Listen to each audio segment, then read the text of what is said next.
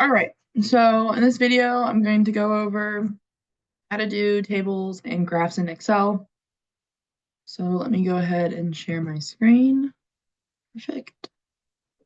All right, so here I've got some mock data from the Lichen Lab, and we have to make one table, and you will have to make two graphs. I will demonstrate making one graph because it will be the exact same process for both. And so down here, I've already calculated all my statistics. And for the first part, we're going to do table one. So this is part of the example appendix in Canvas. The first bullet here is the table description that you can use.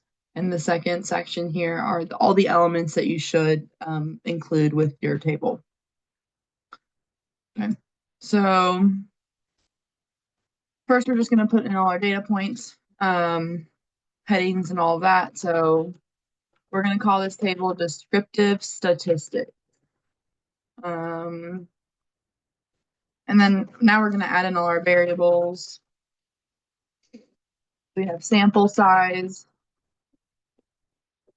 mean, standard deviation, standard error, and your p-values. Okay. And we're going to have the north side and the south side.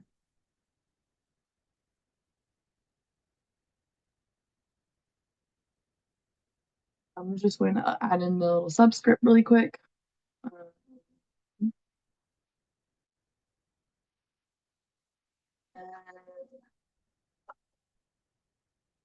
Sure.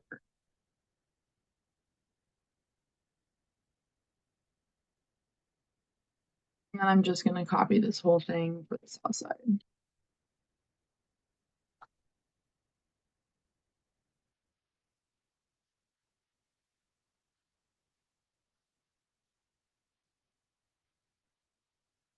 So now I'm just going to enter in the statistics that we have.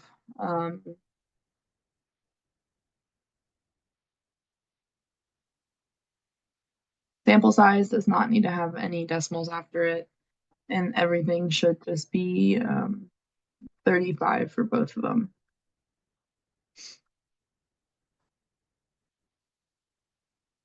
We already calculated our means.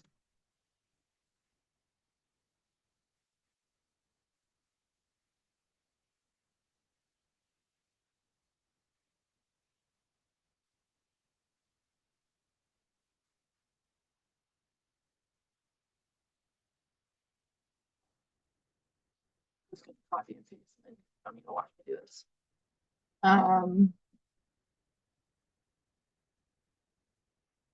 All right, so I'm just going to format the numbers. We already took out the decimal places for the sample size, but I'm just going to want all of these to be down to 2 decimal places. I'm going to go ahead and change all of our font to Times New Roman. Font size 12.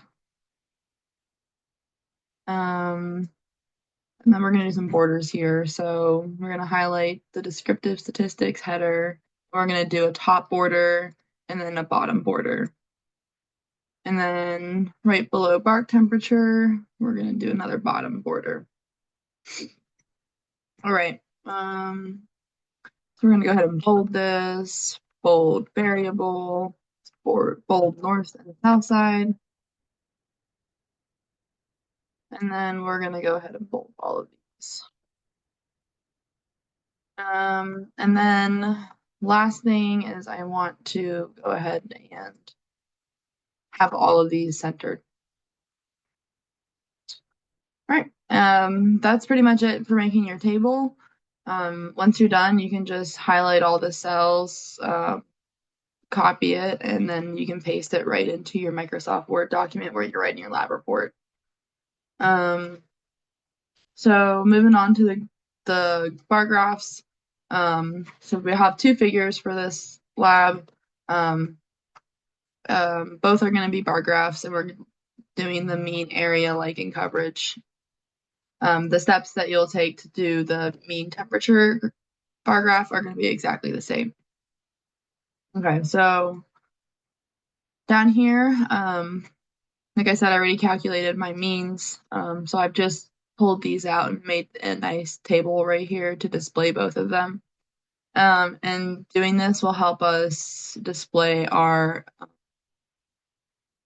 values for our X and Y axes, specifically just getting the north and south to pop up underneath the bars. If you don't do that, it can be a little tricky to get them set up properly, but setting up your data in a formatted way will make it a little bit easier. So I'm going to go up here to the top ribbon, and under Insert, we're going to go to Charts, insert a bar graph.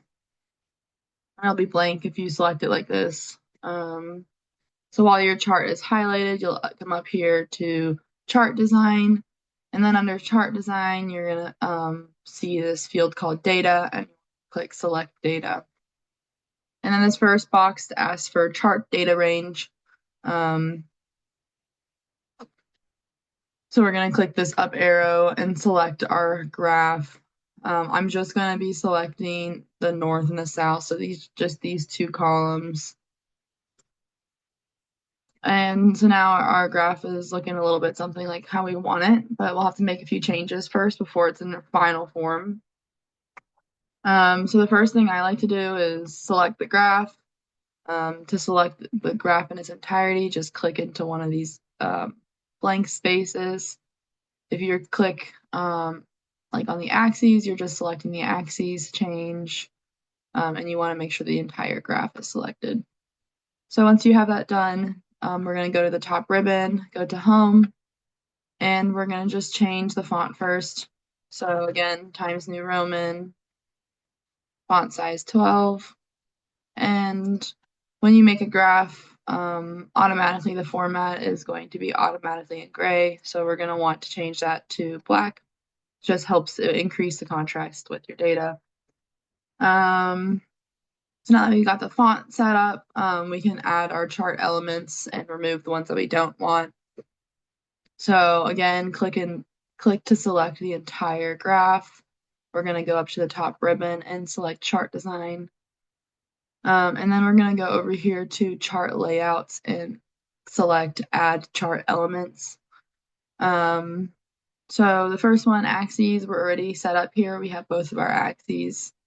We also now are going to want to add our axes titles. So both the primary horizontal and primary vertical. We'll change those in a minute to actually say the titles that we want. Chart title, we want to remove that. No data labels, no data table. We do want error bars. And so I'm just going to click standard error. So we'll need to come and select the error bars here, double click, and then it'll open a pop-up on the side right here. It'll be called Format Error Bars. And if you come down here to error bar options, you'll see a few icons here. And you're going to want to select the one that looks like a bar graph. And then you're going to come down to the bottom under error amount. It's automatically, because we selected standard error, going to be right here, but we're going to actually want to specify our custom values because we've calculated our own standard of error. So when you click specify value next to custom, you're going to get this pop-up box, excuse me, and it's going to say positive error value and negative error value.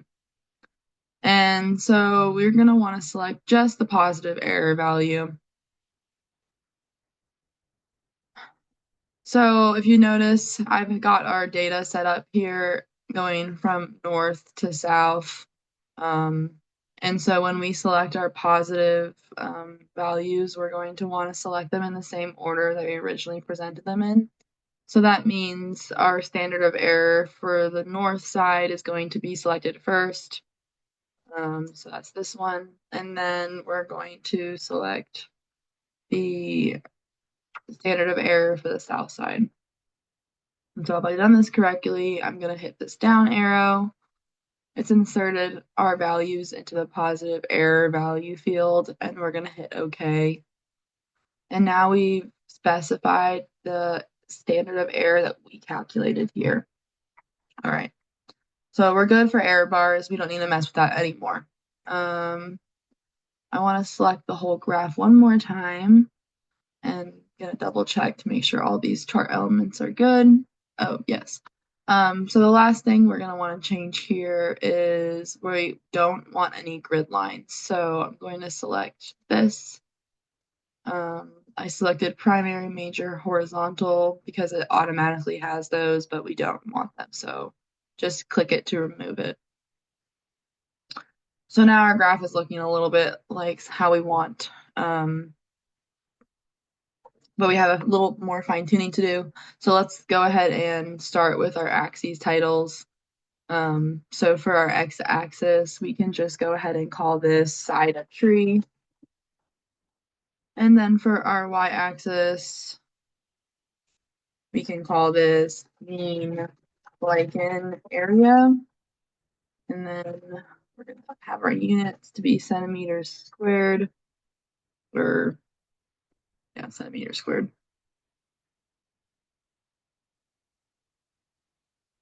So we're going to go to the insert ribbon again and go to symbol. And we are going to have our subscript.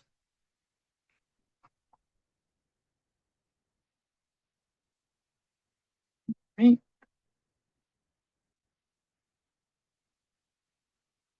Okay. Now we have just a few more changes to make.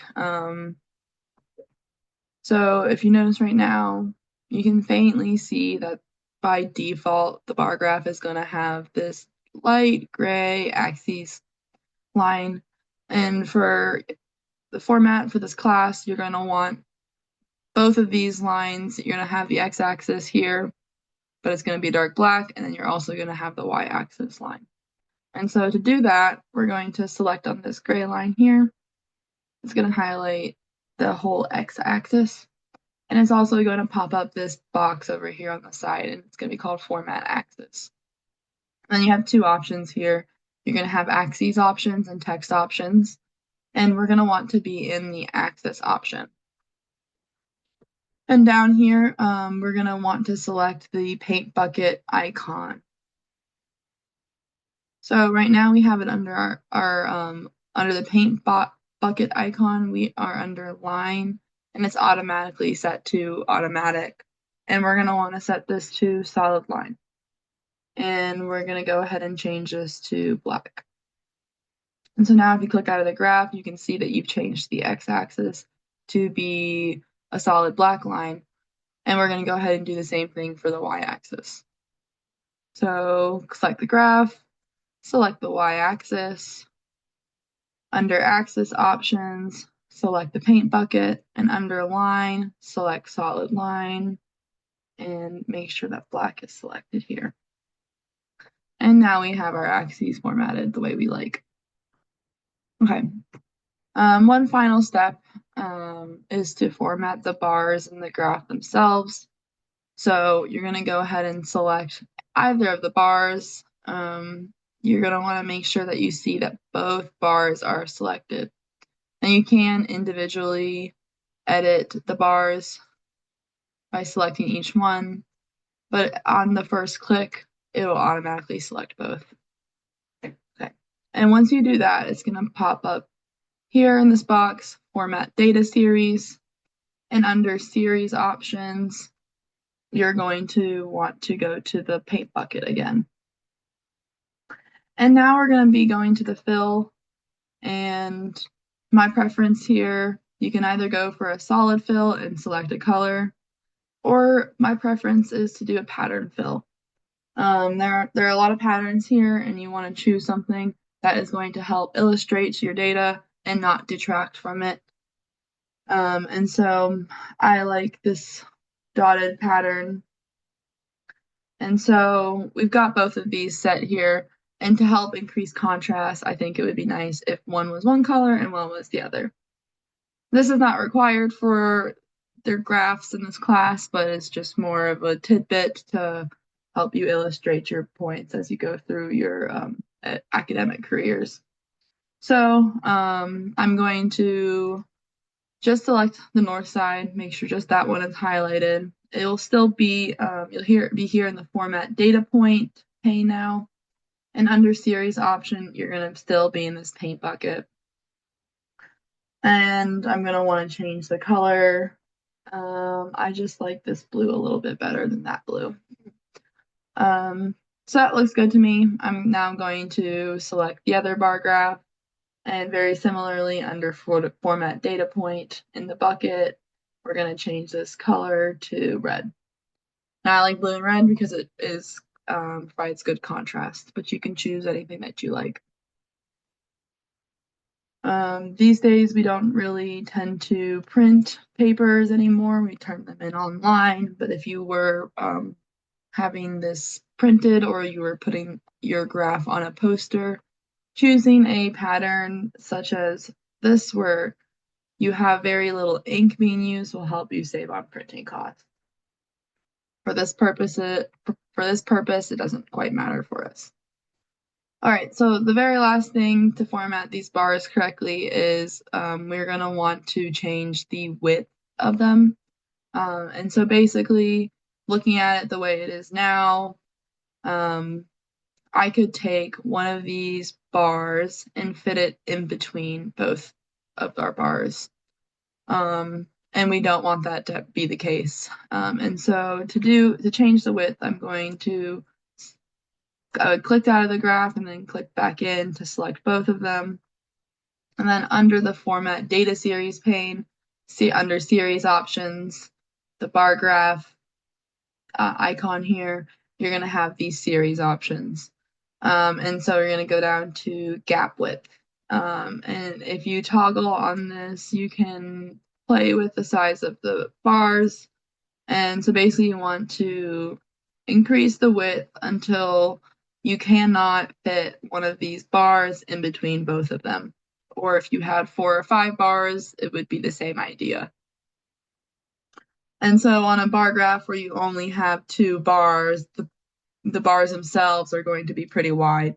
Whereas if you're having a bar graph where it has 4 to 10 bars, they're going to get smaller and smaller with each additional bar. So to me, this is a perfect width where it's just big enough to where you can't fit one of these in between. We don't want to keep going to the point where the width in between is extremely narrow. And so finding the sweet spot where we had it before, even that I would just a little bit. Let's bump this up to 89, 90. Okay, that looks good to me. So that's how you're going to make your graph for the duration of this course. You'll use very similar formatting for line graphs for the majority of the class.